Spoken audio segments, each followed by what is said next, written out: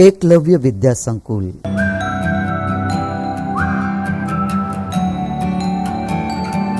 कक्षा 8 विषय हिंदी विषयांग सवाल बालमन के जवाब डॉक्टर कलाम के भाग 3। इस पाठ का साहित्य प्रकार है साक्षात्कार और इसकी शैली है प्रश्नोत्तरी शैली।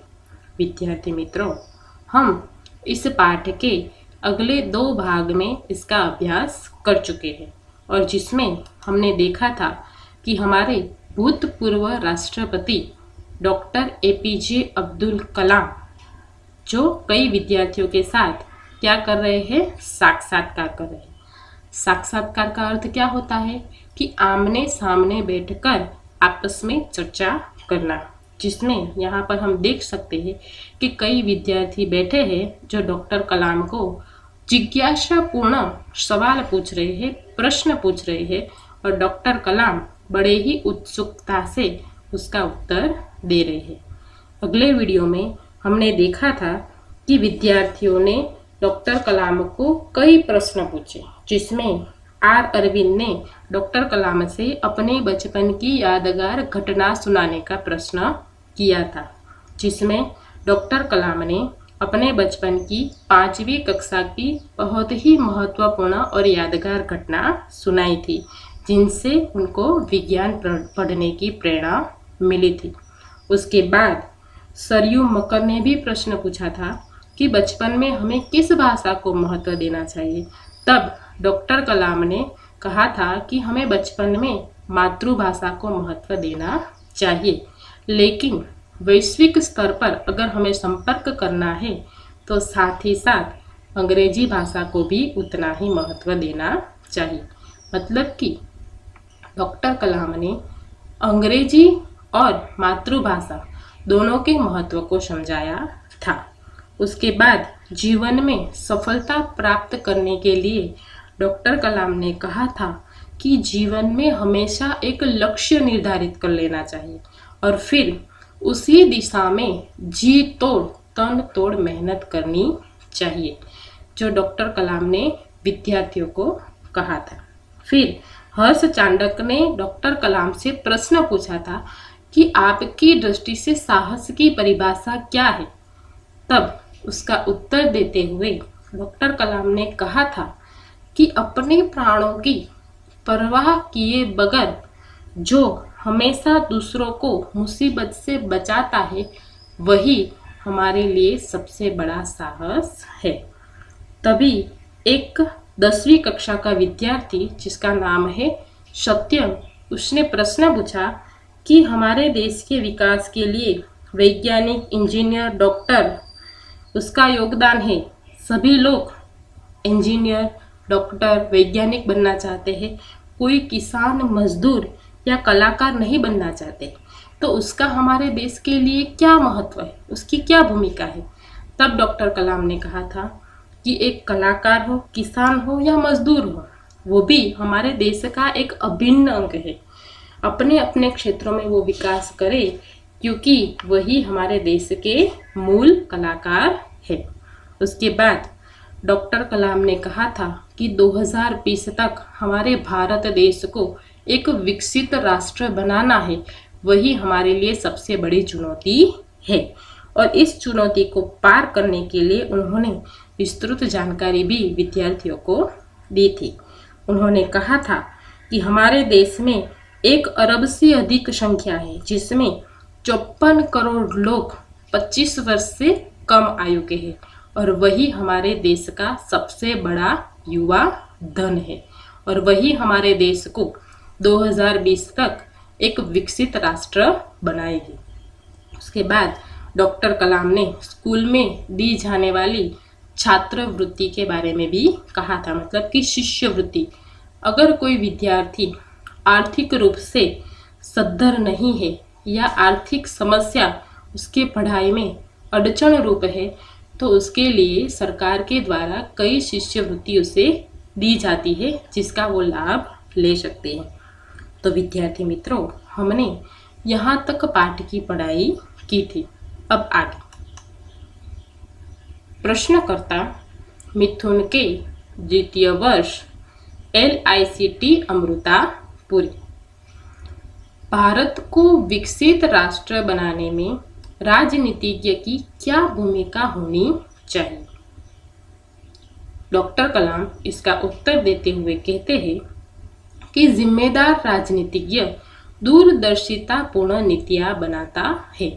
राजनीतिज्ञ अर्थात जो राजनीति से जुड़े हुए हैं, बड़ा प्रधान है, अध्यक्ष है, मंत्री है, मतलब कि भारत की राजनीति से जुड़ा हुआ कोई भी व्यक्ति है, उसकी नीति कैसी होनी चाहिए? दूरदर्शितापूर्ण, मतलब कि वो दूर की सोचने वाला होना चाहिए, भविष्य की सोचने वाला होना चाहिए, हमारे देश के भविष्य के विकास के बारे में सोचने वाला होना चाहिए। महात्मा गांधी ने निष्ठा के राजनीतिक सिद्धांत को सत्य, अहिंसा तथा निस्वार्थ भावना में ढालते हुए ब्रिटिश शासकों के विरुद्ध अपनी लड़ाई छेड़ी थी। यहाँ पर डॉक्टर कलाम हमारे देश के राष्ट्रपिता महात्मा गांधी का उदाहरण देते हैं। वो क्या कहते हैं कि वो एक सफल राजनीतिक है जिसने सत्य और अहिंसा के बल पर निस्वार्थ भाव से अंग्रेजों के सामने किसकी लड़ाई छेड़ी थी? आज़ादी की। और फिर निस्वार्थ भाव से उन्होंने भारत के भविष्य के बारे में सोचकर वो लड़ाई जारी रखी और अंत में भारत देश को क्या दिलाई? आज़ादी दिलाई। तो डॉक्टर कलाम कहते हैं कि आज का जो राजनीतिज्ञ है वो भी ऐसा ही निष्ठावान होना चाहिए। वर्तमान राजनीतिज्ञों को अपने कठिन परिश्रम, उत्कृष्टता और पारदर्शी कार्यों से मार्गदर्शन देना होगा। मतलब कि वर्तमान, मतलब आज का जो राजनीतिज्ञ है, आज का जो राजकारणी है, उसको भी कठिन परिश्रम करके उत्कृष्टता और पारदर्शी, उत्कृष्ट यानी कि श्रेष्ठ, उत्तम, और पारदर्शी यानी कि आर पार दिखाई देने वाला, मतलब कि जिसमें कोई धोखा न हो, जिसमें कहीं रिश्वत न हो, जिसमें कहीं भ्रष्टाचार न हो, ऐसे कार्यों से मार्गदर्शन देना होगा। मतलब कि उसका कार्य पारदर्शी होना चाहिए जो जनता को दिखाई दे। जनता को धोखे में रखकर कार्य करना एक पाप है। तो आज का राजनीतिज्ञ ऐसा होना चाहिए। साथ ही गरीबी रेखा से नीचे रह रहे लगभग 26 करोड़ भारतीयों के उत्थान के लिए भी कार्य करना होगा। मतलब कि डॉक्टर कलाम कहते हैं कि आज का जो राजनीतिज्ञ है उनको भारत के भविष्य के बारे में भी सोचना है, और साथ ही साथ हमारे भारत देश में दिन प्रतिदिन जो गरीबी और बेकारी बढ़ती जा रही है, लगभग 26 करोड़ लोग गरीबी की रेखा के नीचे जी रहे हैं, तो उनके उत्थान के लिए, उनके विकास के लिए भी उनको विचार करना होगा। और वही हमारे देश के राजनीतिज्ञ की सबसे बड़ी भूमिका है। आगे का प्रश्न, सी नंदिता सुबी, तृतीय वर्ष, MGR इंस्टीट्यूट, चेन्नई। नंदिता का प्रश्न है, रक्षा की दृष्टि से विजन 2020 का लक्ष्य पाने में महिलाओं की क्या भूमिका हो सकती है? मतलब कि डॉक्टर कलाम उसका उत्तर देते हैं और कहते हैं कि विजन 2020 में रक्षा अनुप्रयोग के क्षेत्र में महत्वपूर्ण प्रौद्योगिकियों के विकास पर विचार किया गया है। मतलब कि 2020 में रक्षा के रूप में अलग अलग क्षेत्रों में कई उद्योग स्थापित किए जाने वाले हैं, जिसमें महिलाएं कार्य देकर देश के विकास में वो भाग दे सकती है। उसी प्रकार राष्ट्रीय सुरक्षा की बात भी विजन 2020 का अभिन्न अंग है। मतलब कि हमारे देश की सुरक्षा, वो भी हमारे देश के लिए सबसे बड़ा महत्वपूर्ण निर्णय और महत्वपूर्ण चुनौती है कि 2020 तक हमारे भारत को क्या बनाना है? एक विकसित राष्ट्र बनाना है, जिसमें भारत देश की सुरक्षा सबसे ज़्यादा महत्वपूर्ण है। और देश की सुरक्षा कौन करते हैं? सेना। तो सशस्त्र सेनाओं में नियुक्ति के लिए पुरुष और महिलाओं के आधार पर कोई भेदभाव नहीं किया जाता। मतलब कि हमारे देश में जो सेनाओं की नियुक्ति होती है, फिर वो जल, थल हो या वायु हो, किसी भी प्रकार की सेना हो, उसमें पुरुष और महिलाओं को समान अधिकार है। मतलब कि महिलाएं भी उन सेनाओं में भाग लेकर देश की रक्षा में कार्य कर सकती है। तीनों सेनाओं में पर्याप्त महिला अधिकारी नियुक्त है। मतलब कि हमारे भारत देश की तीनों सेनाएं, जल सेना, थल सेना और वायु सेना, तीनों सेनाओं में कई महिलाएं हमारे देश की रक्षा का कार्य कर रही है। राष्ट्रीय रक्षा क्षमताओं में वृद्धि के लिए महिलाएं उच्च स्तरीय सामरिक सेना बहुगुणक उपकरणों पर कार्य करके भी अपना सहयोग दे सकती है। मतलब उच्च स्तरीय सामरिक सेना में कार्य करके वो अपना सहयोग दे सकती है और भारत को 2020 तक एक विकसित राष्ट्र स्थापित करने में वो अपना महत्वपूर्ण योगदान दे सकती है। अंतिम प्रश्न, जोधपुर दौरे पर डॉक्टर कलाम से एक बच्चे द्वारा पूछा गया प्रश्न, क्या हम अति विशिष्ट व्यक्तियों के दौरे पर हो रहे अनावश्यक खर्चे कम नहीं कर सकते? डॉक्टर कलाम उसका उत्तर देते हैं कि तुमने इस मंच पर एक बड़ी सी कुर्सी देखी होगी, वह कुर्सी अब यहाँ पर नहीं है। ठीक ऐसे ही अनुत्पादक चीजों पर हो रहे अनावश्यक खर्च भी भविष्य में नहीं होंगे।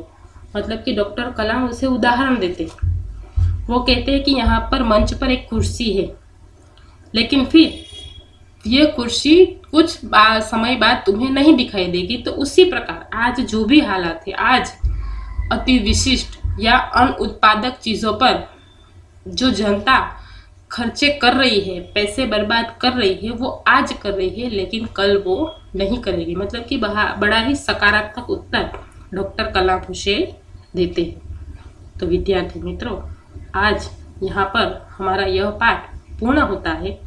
तो इस पाठ के कुछ महत्वपूर्ण प्रश्नों की हम चर्चा करेंगे। निम्नलिखित प्रश्नों के उत्तर लिखिए।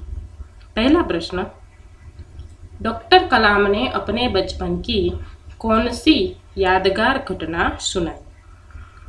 तो इसका उत्तर है, डॉक्टर कलाम अपने बचपन की यादगार घटना सुनाते हुए कहते हैं कि जब वे 5वीं कक्षा में पढ़ते थे, तब उनके शिक्षक श्री शिव सुब्रमण्य अय्यर छात्रों को पक्षी कैसे उड़ते हैं वह समझा रहे थे, और इस बात को समझाने के लिए वह छात्रों को कहाँ ले गए हैं?